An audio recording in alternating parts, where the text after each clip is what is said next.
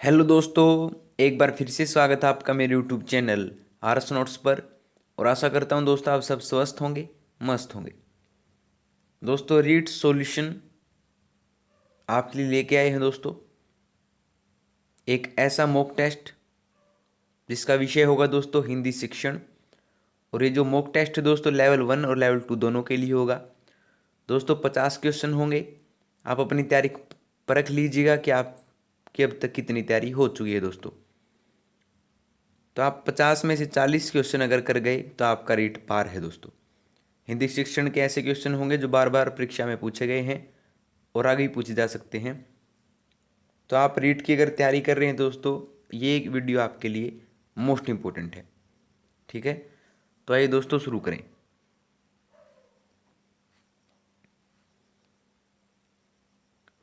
पहला है, बालक के सर्वांगीण विकास की जांच किस विधि द्वारा होती है।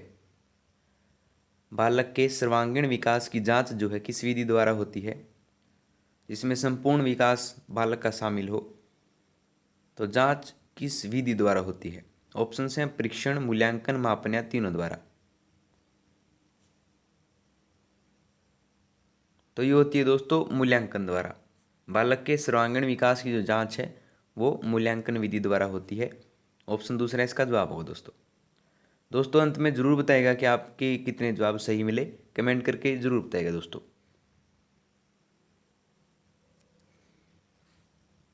अगला है, आस्था, श्रद्धा, प्रेम, सहृदयता और संवेदनशीलता के गुण शिक्षण के किस उद्देश्य के अंतर्गत आते हैं? आस्था, श्रद्धा, प्रेम, सहृदयता और संवेदनशीलता के गुण जो हैं शिक्षण के किस उद्देश्य के अंतर्गत आते हैं? ऑप्शन हैं दोस्तों, पहला है रचना कार्यों में भौतिकता लाना, सद्वर्तियों का विकास करना, भाषा तत्व का ज्ञान प्राप्त करना या साहित्य का रसास्वादन करना। तो ये किस गुण के अंतर्गत आते हैं दोस्तों? तो ये आते हैं दोस्तों सद्वर्तियों का विकास करने के अंतर्गत। ये जो है गुण शिक्षण के इस उद्देश्य के अंतर्गत आते हैं। ऑप्शन दूसरा इसका जवाब होगा दोस्तों। ठीक है दोस्तों, हर एक क्वेश्चन महत्वपूर्ण होगा। वीडियो अंत तक देखिएगा और अंत में बताइएगा कि आपके कितने जवाब सही मिले, कमेंट करके जरूर बताइएगा दोस्तों। अगला है, उत्प्रेरक प्रेरक से अभिप्राय है। उत्प्रेरक प्रेरक से क्या अभिप्राय है? ऑप्शन हैं पुनरावृत्ति, प्रस्तुतिकरण, प्रस्तावना, उद्देश्य एवं अपेक्षित परिवर्तन। दोस्तों उत्प्रेरक प्रेरक से अभिप्राय है प्रस्तावना से। क्या होगा इसका जवाब? प्रस्तावना से ये इसका अभिप्राय है दोस्तों। उत्प्रेरक प्रेरक से प्रस्तावना इससे अभिप्राय है। ऑप्शन तीसरा इसका जवाब हो दोस्तों। ठीक है,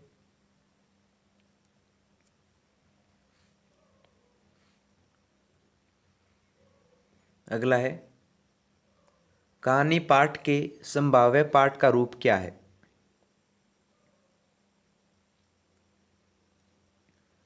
कहानी पाठ के संभाव्य पाठ का रूप क्या है?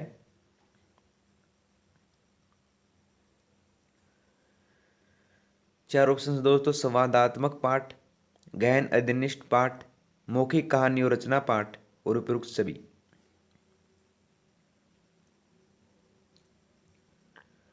तो कहानी पाठ के संभाव्य पाठ हैं दोस्तों ऑप्शन फोर्थ, उपयुक्त सभी इसका जवाब होगा दोस्तों, याद रखिएगा।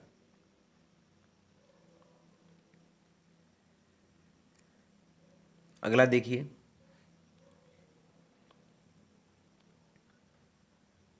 रचना में शब्दों को प्रयुक्त किया जाता है। रचना में शब्दों को कहाँ पर प्रयुक्त किया जाता है, किस रूप में प्रयुक्त किया जाता है दोस्तों?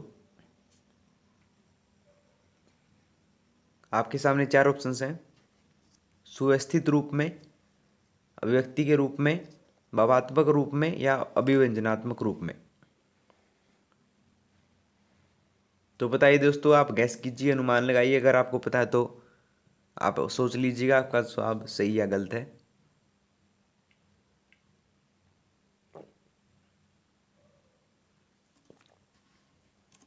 तो ये होता है दोस्तों अभिव्यक्ति के रूप में। ठीक है, रचना में शब्दों को प्रयुक्त अभिव्यक्ति के रूप में किया जाता है। ऑप्शन दूसरा इसका जवाब होगा दोस्तों। ठीक है,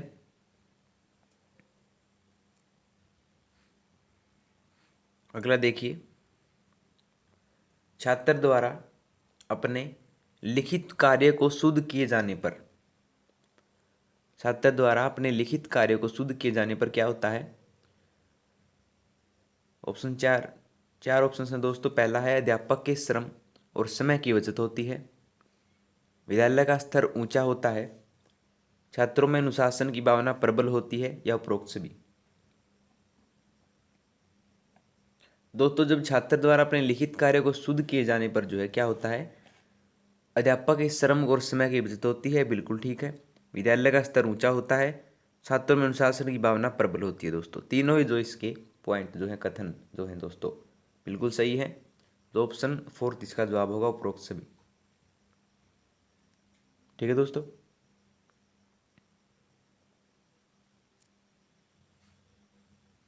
अगला देखिए, व्याकरण शिक्षण की सरल व सुगहाय विधि कौन सी है? व्याकरण शिक्षण की सरल व सुहाग्रह विधि कौन सी है दोस्तों? क्या वो निगमन विधि है, पाठ्यपुस्तक विधि है, आगमन विधि है, प्रयोग विधि है?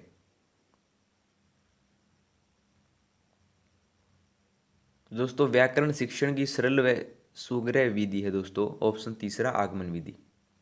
आगमन विधि इसका जवाब होगा।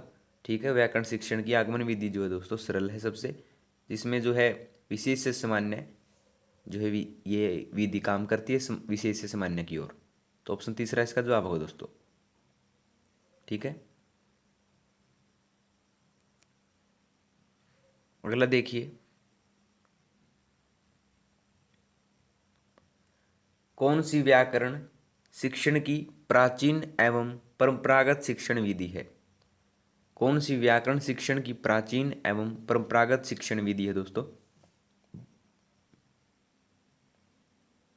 चार ऑप्शन है, निगमन विधि, आगमन विधि, भाषा संसर्ग विधि या प्रयोग प्रणाली विधि।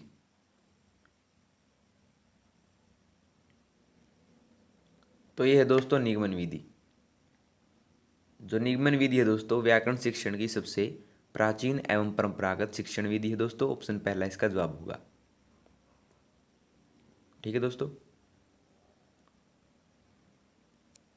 चलते हैं अगले क्वेश्चन पर।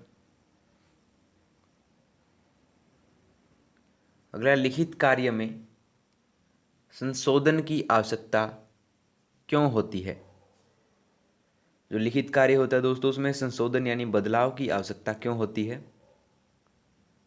आपके सामने चार ऑप्शन है दोस्तों। पहला है छात्रों की वर्तनी सुधारने के लिए, दूसरा है शिक्षक के शिक्षण कार्य की जांच करने के लिए, तीसरा है छात्रों का उच्चारण सुधारने के लिए, या उपरोक्त सभी। दोस्तों छात्रों का उच्चारण सुधारने के लिए तो हो नहीं सकता क्योंकि ये मौखिक हो जाएगा, लिखित नहीं होगा। दूसरा शिक्षक के शिक्षण कार्य की जांच करने के लिए नहीं दोस्तों, लिखित कार्य दोस्तों बच्चों का होता है न कि अध्यापकों का। तो छात्रों की वर्तनी सुधारने के लिए दोस्तों इसका जवाब होगा, छात्रों की वर्तनी सुधारने के लिए जो है लिखित कार्य में संशोधन की आवश्यकता होती है, पहला इसका जवाब होगा दोस्तों। ठीक है दोस्तों,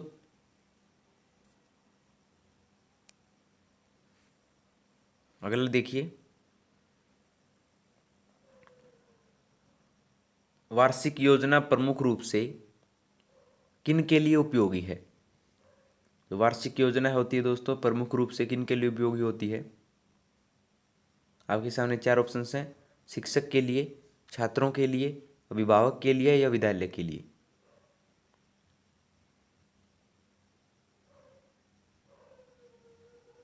तो ये होती है दोस्तों शिक्षक के लिए। जो वार्षिक योजना प्रमुख रूप से शिक्षक के लिए दोस्तों ये उपयोगी होती है, तो पहला इसका जवाब होगा दोस्तों। ठीक है,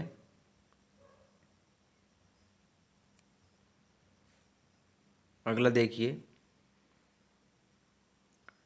हर्बर्ट की पाठ योजना में कौन सा क्रम नहीं है? हर्बर्ट की पाठ योजना में दोस्तों कौन सा क्रम नहीं है?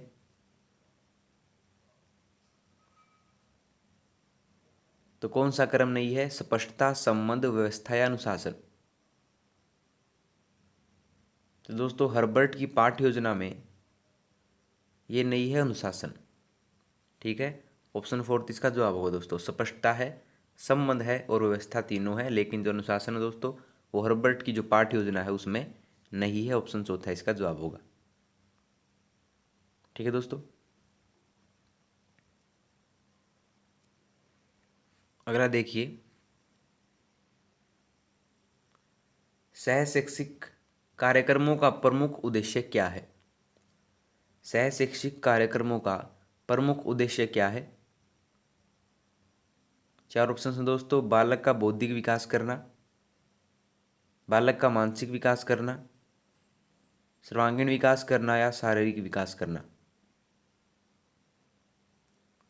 दोस्तों सह शैक्षिक कार्यक्रमों का प्रमुख उद्देश्य होता है दोस्तों सर्वांगीण विकास करना, यानी बालक का संपूर्ण विकास करना ही सह शैक्षिक कार्यक्रमों का उद्देश्य होता है। ऑप्शन तीसरा इसका जवाब होगा दोस्तों। ठीक है, चलते हैं अगले क्वेश्चन पर। आशा है दोस्तों आपको वीडियो पसंद आ रही होगी। एक भी क्वेश्चन है दोस्तों आप मिस ना कीजिएगा, क्योंकि ये जो वीडियो है मोस्ट इंपोर्टेंट वीडियो है हिंदी शिक्षण के लिए। अगला है, भाषा से संबंधित सह शैक्षिक कार्यों का क्षेत्र क्या है? भाषा से संबंधित सह शैक्षिक कार्यों का क्षेत्र क्या है? चार ऑप्शन हैं दोस्तों। सांस्कृतिक, सामाजिक, साहित्यिक या सांस्कृतिक क्रियाकलाप।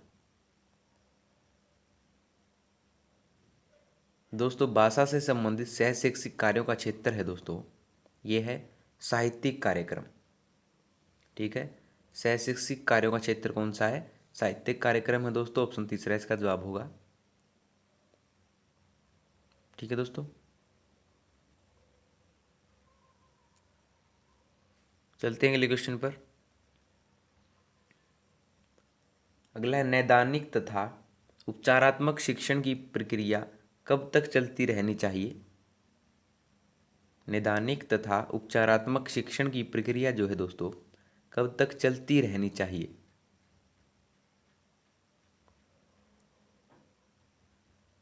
ऑप्शंस हैं, जब तक छात्र चाहे, जब तक अध्यापक चाहे, जब तक विद्यालय में समय मिले या जब तक छात्रों की कमजोरी दूर न हो। दोस्तों नैदानिक तथा उपचारात्मक शिक्षण जो होता है उसकी प्रक्रिया जब तक चलनी चाहिए जब तक जो है जब तक छात्रों की कमजोरी दूर ना हो। ठीक है, इसका नाम ही दोस्तों नैदानिक उपचार है। जब तक उपचार पूरा नहीं हो जाता तब तक जो है ये शिक्षण पद्धति चलनी चाहिए, शिक्षण प्रक्रिया चलनी चाहिए। तो ऑप्शन फोर्थ इसका जवाब होगा दोस्तों। ठीक है, चलते हैं अगले क्वेश्चन पर। अगला, बालकों की सीखने संबंधी कठिनाइयों का पता लगाने की प्रक्रिया ही शैक्षणिक निदान है, यह परिभाषा किसने दी? मोस्ट इंपोर्टेंट क्वेश्चन दोस्तों, बालकों की सीखने संबंधी कठिनाइयों का पता लगाने की प्रक्रिया ही शैक्षणिक निदान है, यह परिभाषा किसने दी?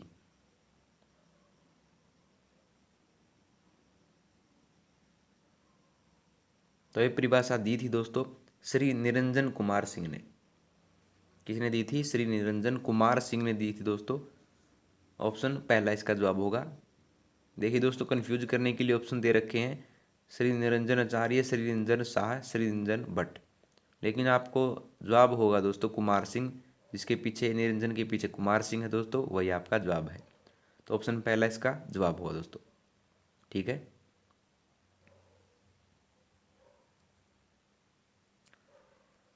अगला देखिए, शैक्षणिक निदान की निम्न में से कौन सी विधि नहीं है? शैक्षणिक निदान की निम्न में से कौन सी विधि नहीं है? चार ऑप्शन हैं। पहला है मेडिकल टेस्ट विधि, देखो कहो विधि, साक्षात्कार विधि या अभिलेख विधि। दोस्तों शैक्षणिक निदान की दोस्तों मेडिकल टेस्ट विधि है, साक्षात्कार विधि भी है और अभिलेख विधि भी है, लेकिन जो देखो कहो विधि है दोस्तों वो शैक्षणिक निदान की विधि नहीं है। तो हमसे पूछा गया है कि कौन सी विधि नहीं है, तो इसका जवाब होगा दोस्तों दूसरा। ये जो है शैक्षणिक निदान की विधि नहीं है, ऑप्शन दूसरा इसका जवाब होगा। ठीक है दोस्तों, चलते हैं अगले क्वेश्चन पर। अगला है, कक्षा कार्य की उपयोगिता क्या है? कक्षा कार्य की उपयोगिता क्या है? पहला है, बालकों के व्यस्त रहने के कारण अनुशासन बना रहता है। बिल्कुल ठीक है दोस्तों, जब बालक व्यस्त रहेंगे तो अनुशासन बना रहेगा। दूसरा, सीखा हुआ ज्ञान पक्का होता है। बिल्कुल ठीक है दोस्तों, कक्षा कार्य में जो है सीखा हुआ ज्ञान पक्का होता है। दूसरा इसका जवाब भी ठीक है। तीसरा, छात्रों में आत्मविश्वास बढ़ता है। ये भी बात बिल्कुल ठीक है दोस्तों। तो उपरोक्त सभी इसका जवाब होगा। कक्षा कार्य में तीनों कथन जो हैं इनकी उपयोगिता है। ऑप्शन 4 इसका आंसर है दोस्तों। ठीक है,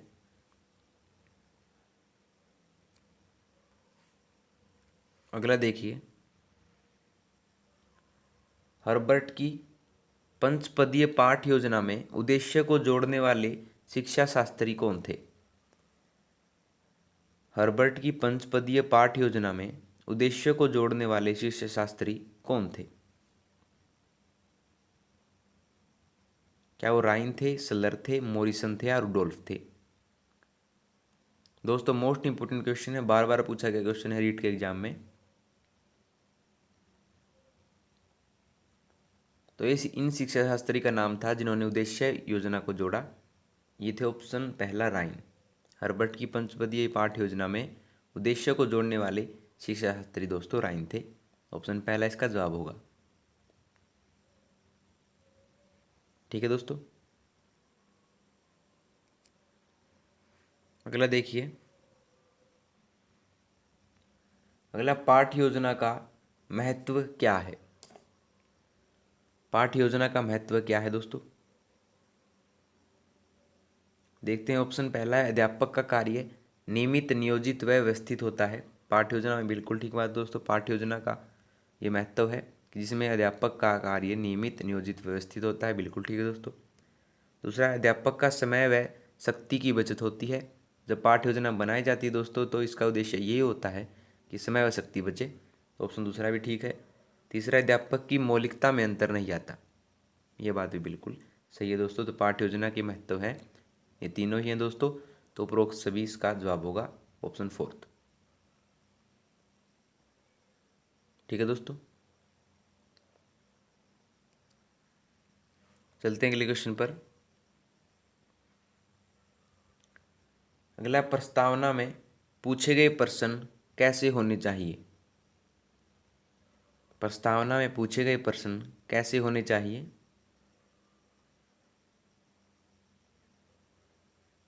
ऑप्शन हैं, विषय वस्तु के जटिल प्रश्न, पूर्व ज्ञान पर आधारित, गृह कार्य से संबंधित या इनमें से कोई नहीं। तो जो प्रस्तावना होती है दोस्तों वो सबसे पहले की जाती है। तो सबसे पहले हम उसके बारे में सबसे बच्चों से पूछेंगे कि आप सबसे पहले इनके बारे में क्या जानते हैं। उनसे जो है उस विषय के संबंध में जो उनका पूर्व ज्ञान है उससे संबंधित दोस्तों उनसे हम ज्ञान लेंगे। तो इसका आंसर होगा ऑप्शन दूसरा, पूर्व ज्ञान पर आधारित। प्रस्तावना में पूछे गए प्रश्न दोस्तों पूर्व ज्ञान पर आधारित होने चाहिए। ऑप्शन दूसरा इसका जवाब हो दोस्तों। ठीक है, चलते हैं अगले पर। अगला, पाठ योजना में मूल्यांकन के लिए कौन सा कथन सही है? पाठ योजना में मूल्यांकन से के लिए दोस्तों कौन सा कथन सही है? चार ऑप्शन हैं। पहला है, कम से कम 3 प्रश्न हो। दूसरा है, प्रश्न वस्तुनिष्ठ हो। तीसरा है, प्रश्न उद्देश्यनिष्ठ हो। या चौथा उपरोक्त सभी। दोस्तों पाठ्य योजना में मूल्यांकन के लिए दोस्तों कम से कम 3 प्रश्न होने चाहिए, प्रश्न वस्तुनिष्ठ हो और प्रश्न उद्देश्यनिष्ठ भी हो। तो उपरोक्त सभी इसका जवाब होगा दोस्तों। तीनों ही कथन ये सही है, ऑप्शन 4। ठीक है दोस्तों,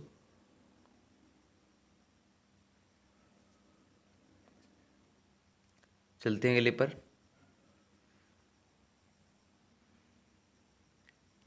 अगला, गृह कार्य का सबसे बड़ा लाभ क्या है? गृह कार्य जो देते हैं अध्यापक देते हैं बच्चों को तो उसका सबसे बड़ा लाभ क्या होता है? तो उसका सबसे बड़ा लाभ होता है दोस्तों, आंसर बता दे रहे हैं सीधा, छात्र में स्वाध्याय की आदत का विकास होता है। छात्र अपने आप से जो पढ़ने की आदत का विकास इससे होता है जब अध्यापक द्वारा बच्चों को गृह कार्य दिया जाता है। तो पहला इसका जवाब होगा दोस्तों। ठीक है, चलते हैं अगले पर। अगला, ध्वनि की सबसे छोटी इकाई कौन सी है? ध्वनि की सबसे छोटी इकाई कौन सी है? चार ऑप्शन हैं, भाषा, वर्ण, शब्द या वाक्य। दोस्तों ध्वनि की सबसे छोटी इकाई है, ये होती है आपकी वर्ण। ठीक है, ध्वनि की सबसे छोटी इकाई वर्ण होती है। उसके बाद आता है दोस्तों शब्द, उसके बाद आता है वाक्य, उसके बाद भाषा। तो सबसे पहली सबसे छोटी इकाई होती है दोस्तों वर्ण। ऑप्शन दूसरा इसका जवाब होगा। ठीक है दोस्तों, अगला देखिए, पढ़कर अर्थ ग्रहण करने का उद्देश्य पूरा होता है वह क्रियाकलाप कौन सा है? पढ़कर अर्थ ग्रहण करने का उद्देश्य पूरा होता है वह क्रियाकलाप कौन सा है? चार ऑप्शन हैं दोस्तों, प्रश्न पूछना, शब्द विश्लेषण, वार्तालाप या वाचन।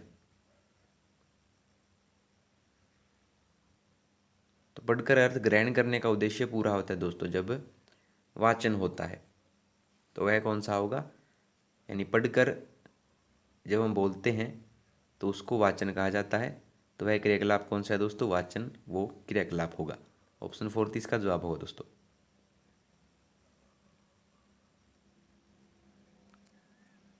अगला देखिए, मानव प्रेम की ओर अग्रसर होना जो है अपेक्षित परिवर्तन जिस उद्देश्य की संभावना है वह है। मानव प्रेम की ओर अग्रसर होना अपेक्षित परिवर्तन जिस उद्देश्य की संभावना है वह कौन सा है?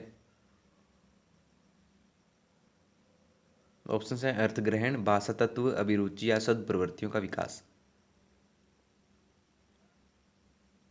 तो वह होता है दोस्तों जब मानव प्रेम के ओर अग्रसर होता है तो वह सद प्रवृत्तियों का उसमें विकास होता है। ऑप्शन फोर्थ इसका जवाब होगा दोस्तों। ठीक है, चलते हैं अगले क्वेश्चन पर। अगला, शुद्ध एवं स्पष्ट बोलने की योग्यता किसके द्वारा मिलती है? कोई जो बालक है दोस्तों शुद्ध एवं स्पष्ट कब बोल सकता है? किसके द्वारा बोल सकता है? ऑप्शन है काठिन्य निवारण द्वारा, विषय वस्तु विश्लेषण द्वारा, उच्चारण संशोधन द्वारा या वाचन द्वारा।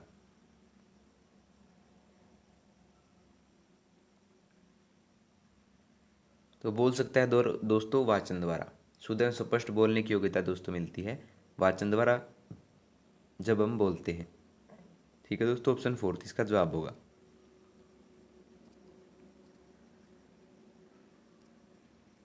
अगला देखिए, अगला है व्याकरण के ज्ञान से भाषा बनती है। व्याकरण के ज्ञान से भाषा बनती है। ऑप्शन है क्या ये बात शुद्ध है, अशुद्ध है, क्लिष्ट है या स्वच्छंद है? दोस्तों व्याकरण जब तक नहीं होगी तो किसी भी भाषा का निर्माण नहीं हो सकता है। तो ये बात बिल्कुल सही है दोस्तों, शुद्ध है। पहला इसका जवाब होगा। व्याकरण के ज्ञान से भाषा बनती है, यह कथन दोस्तों शुद्ध है। पहला इसका जवाब होगा दोस्तों। ठीक है,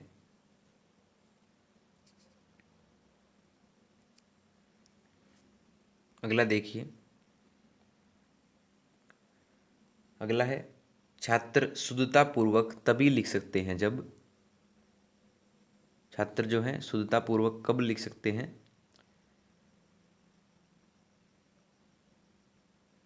तो दोस्तों इसका जवाब है जब अपनी त्रुटियों का उनको ज्ञान हो, जब वो भूल करें और उनको सुधारें, तभी छात्र जो है शुद्धता पूर्वक लिख सकते हैं। तो पहला इसका जवाब होगा दोस्तों। ठीक है,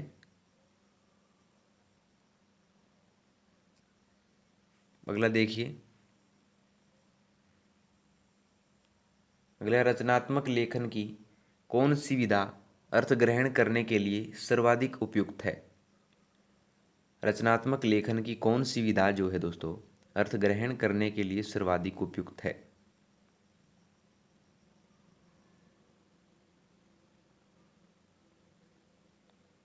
तो इस विधा का नाम है दोस्तों कहानी।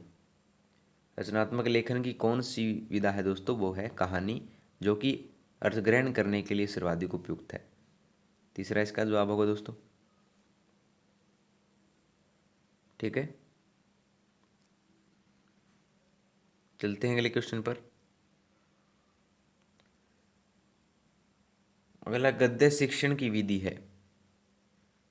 गद्य शिक्षण की विधि कौन सी है? इनमें से आपके सामने चार ऑप्शंस हैं। पहला है अभिनय विधि, दूसरा है अर्थबोध विधि, तीसरा है खंड व काव्य विधि या नाटक विधि। तो गद्य शिक्षण की विधि है दोस्तों ये है अर्थबोध विधि। ऑप्शन दूसरा इसका जवाब होगा दोस्तों। ठीक है, चलते हैं दूसरे पर।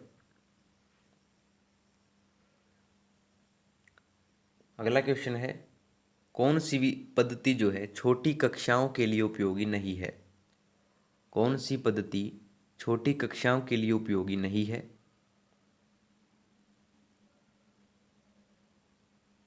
आपके सामने चार ऑप्शन हैं, मोंटेसरी, डोल्टन, प्रोजेक्ट या नाटक। तो कौन सी नहीं है दोस्तों? ये नहीं है प्रोजेक्ट विधि। ये प्रोजेक्ट विधि जो है दोस्तों, प्रोजेक्ट पद्धति जो है छोटी कक्षाओं के लिए उपयोगी नहीं है। ऑप्शन तीसरा इसका जवाब होगा। ठीक है दोस्तों,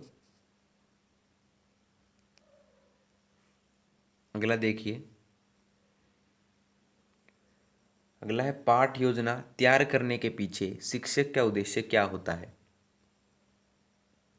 पाठ योजना तैयार करने के पीछे शिक्षक का उद्देश्य क्या होता है?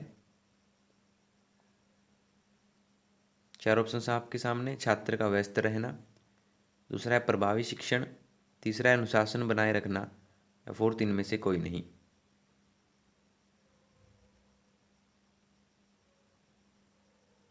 तो दोस्तों पाठ योजना तैयार करने के पीछे शिक्षक का उद्देश्य होता है प्रभावी शिक्षण। ठीक है, ऑप्शन दूसरा इसका जवाब होगा दोस्तों। प्रभावी शिक्षण जो होता है उद्देश्य होता है जब पाठ योजना तैयार की जाती है शिक्षक द्वारा। ठीक है दोस्तों,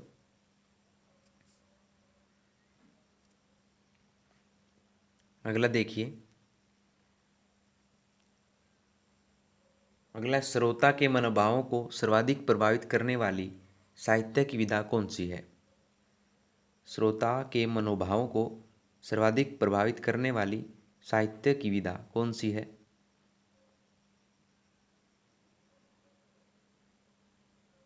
आपके सामने चार ऑप्शन हैं। पहला है पद्य शिक्षण, दूसरा है नाटक शिक्षण, तीसरा है कहानी शिक्षण या फोर्थ गद्य शिक्षण। तो सर्वाधिक प्रभावित जो विधा करती है दोस्तों ये होती है पद्य शिक्षण, जिसको पढ़ा जा सके। ऑप्शन पहला इसका जवाब होगा। ठीक है दोस्तों, अगला देखिए। अगला अध्यापक द्वारा कक्षा में किए गए व्यक्तिक वाचन को क्या कहते हैं? अध्यापक जो कक्षा में व्यक्तिक वाचन करता है दोस्तों, व्यक्तिगत रूप से बोलता है, तो उसको क्या कहा जाता है? आपके सामने चार ऑप्शन हैं। सामूहिक वाचन उसे कहा जाता है, आदर्श, अनुकरण या सहस्वर।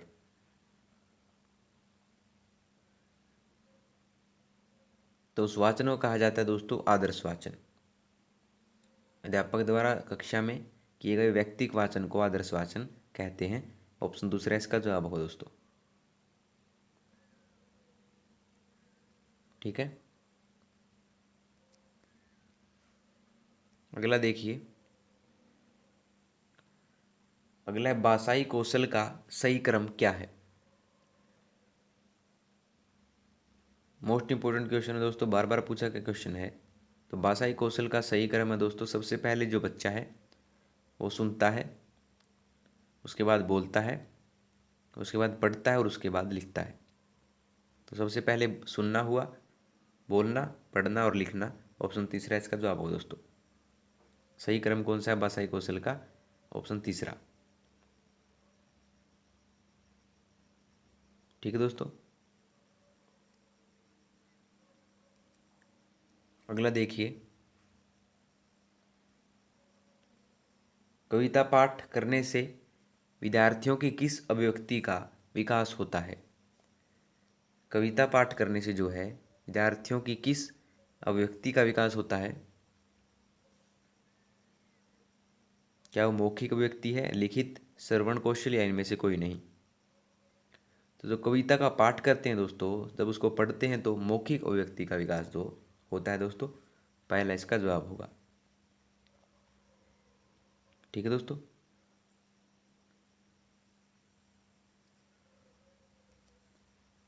अगला देखिए, अगला त्रिभाषा सूत्र का मुख्य संदर्भ कहाँ है? तो त्रिभाषा सूत्र है दोस्तों, उसका मुख्य संदर्भ कहाँ होता है? क्या वो माध्यमिक स्तर पर होता है, उच्च स्तर पर, पूर्व माध्यमिक स्तर पर या उच्च स्तर माध्यमिक स्तर पर? तो त्रिभाषा सूत्र का मुख्य संदर्भ होता है दोस्तों माध्यमिक स्तर पर। ऑप्शन पहला इसका जवाब होगा। ठीक है दोस्तों, याद रखिएगा, माध्यमिक स्तर।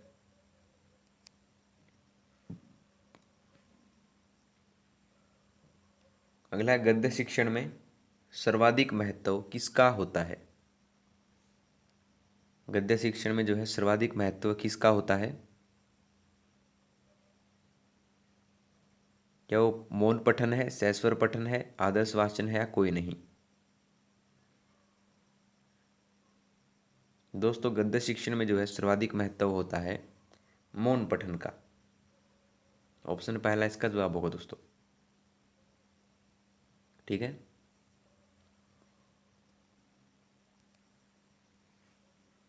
अगला देखिए,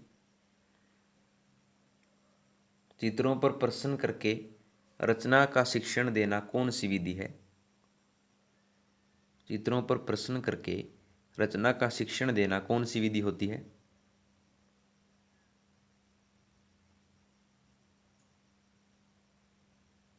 ऑप्शन है वाक्य प्रदान विधि, प्रश्नोत्तर विधि, चित्र रचना विधि या खेल विधि। तो चित्रों पर प्रश्न करके दोस्तों ये होती है चित्र रचना विधि। क्या कहते हैं इसको? चित्र रचना विधि। ऑप्शन तीसरा इसका जवाब होगा दोस्तों। ठीक है।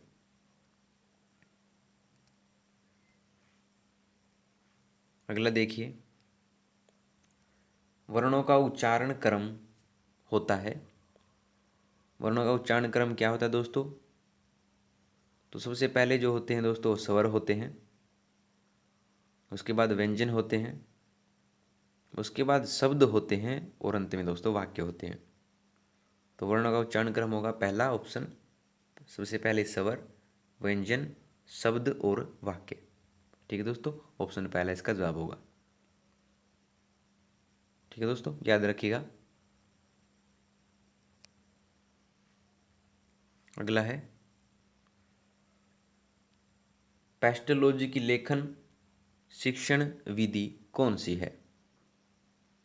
पेस्टोलॉजी की लेखन शिक्षण विधि कौन सी है?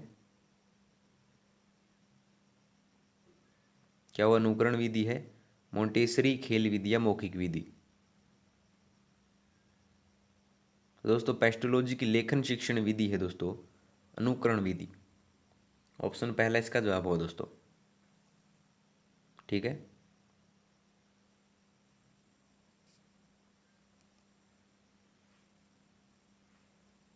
अगला देखिए, व्याकरण शिक्षण के लिए कौन सी प्रणाली उपयुक्त नहीं है? व्याकरण शिक्षण के लिए कौन सी प्रणाली जो है उपयुक्त नहीं हो? पहला सूत्र विधि, भाषा संसर्ग विधि, निगमन विधि या प्रयोगशाला विधि? तो व्याकरण शिक्षण के लिए दोस्तों प्रयोगशाला विधि जो है वो उपयुक्त नहीं है। ठीक है दोस्तों, सूत्र विधि उपयोगी है, भाषा संसर्ग भी है और निगमन विधि, तीनों दोस्तों उपयोगी हैं, लेकिन जो प्रयोगशाला विधि होती है दोस्तों, एक व्याकरण शिक्षण के लिए उपयोगी नहीं होती है। तो ऑप्शन 4 इसका जवाब होगा।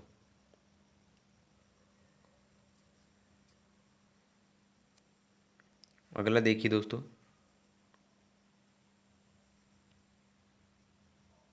अगला है कौन सा वाचन क्रिया का सोपान नहीं है। कौन सा जो है वाचन क्रिया का सोपान नहीं है। चार ऑप्शन है, पहला है आदर्श वाचन, अनुकरण वाचन, प्रस्तावना वाचन या मौन वाचन।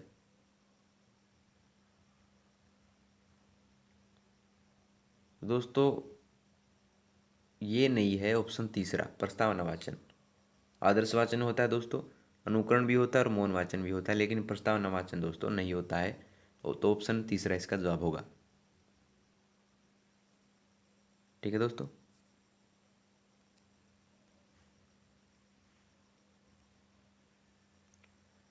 देखिए, श्रवण कौशल विकास के अंतर्गत निम्न शक्तियों का विकास आवश्यक है। कौन सी शक्तियों का विकास जो आवश्यक होता है दोस्तों श्रवण कौशल विकास के अंतर्गत।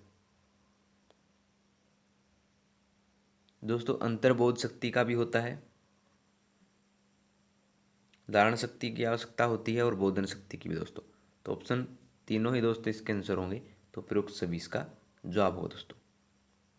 ठीक है, उपरोक्त शक्तियाँ इनके जवाब हैं। इन तीनों ही शक्तियों का जो है विकास आवश्यक है दोस्तों। ठीक है, ऑप्शन 4 इसका जवाब होगा।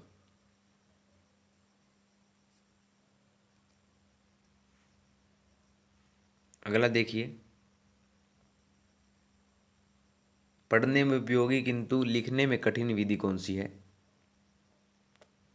जो विधि दोस्तों पढ़ने में तो उपयोगी है लेकिन लिखने में कठिन विधि है। वाक्य द्वारा अक्षर परिचय विधि, वर्ण परिचय विधि, शब्द द्वारा अक्षर परिचय विधि या उपयुक्त सभी। तो इसका जवाब होगा उपयुक्त सभी। जो है ये पढ़ने में तो उपयोगी होती हैं लेकिन लिखने में कठिन होती हैं। यानी कि पहला है वाक्य द्वारा अक्षर परिचय विधि, वर्ण परिचय विधि और तीसरा है शब्द द्वारा अक्षर परिचय। तीनों ही है दोस्तों, तो उपरोक्त सभी इसका जवाब होगा।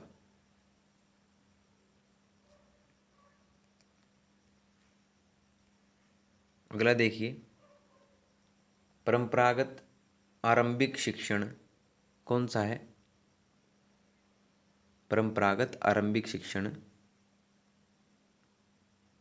तो सीधा आंसर बता दे रहे हैं दोस्तों, इसका जवाब होगा तीसरा, स्वरों और व्यंजनों का क्रमिक रूप से लिखना सीखना जो है परंपरागत आरंभिक शिक्षण होगा दोस्तों। कि स्वरों को कैसे लिखा जाता है, व्यंजनों को कैसे लिखा जाता है, यही दोस्तों परंपरागत आरंभिक शिक्षण होता है। तो ऑप्शन तीसरा इसका जवाब होगा दोस्तों।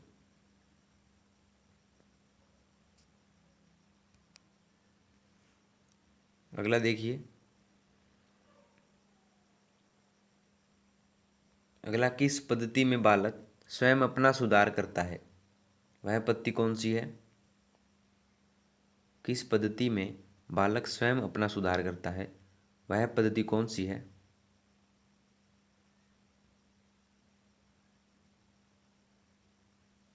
तो इस विधि का नाम है दोस्तों जैकटोट विधि। जैकटोट विधि जो है उसमें बालक स्वयं अपना सुधार करता है। ठीक है दोस्तों, ऑप्शन दूसरा इसका जवाब होगा।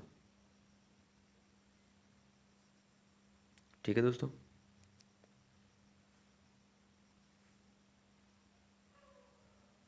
अगला है प्राथमिक स्तर पर छात्रों को मातृभाषा में पढ़ाना बेहतर होता है क्योंकि इससे, प्राथमिक स्तर पर छात्रों को मातृभाषा में पढ़ाना बेहतर होता है क्योंकि इससे जो है दोस्तों बच्चों की पढ़ाई स्वाभाविक वातावरण में होती है। जब बच्चों की पढ़ाई स्वाभाविक वातावरण में होगी, अपनी मातृभाषा में होगी, तो बच्चों को अच्छी तरह से समझ में आएगा दोस्तों, बेहतर ढंग से वो समझेंगे। तो पहला इसका जवाब होगा। ठीक है दोस्तों।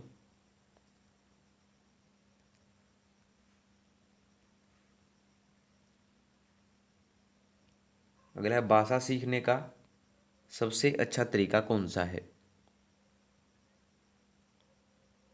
भाषा सीखने का सबसे अच्छा तरीका कौन सा है। क्या वो टेक्स्ट बुक को पढ़कर सहायक किताब पढ़कर, समाचार पत्र पढ़कर या वाद विवाद द्वारा। दोस्तों जब भाषा सीखने का सबसे अच्छा तरीका होता है वो होता है टेक्स्ट बुक को पढ़कर। तो ऑप्शन पहला इसका जवाब होगा दोस्तों। ठीक है।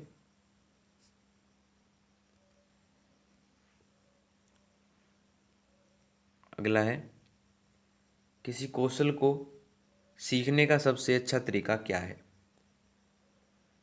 किसी भी कौशल को जब सीखते हैं तो सबसे अच्छा तरीका उसके लिए क्या होता है?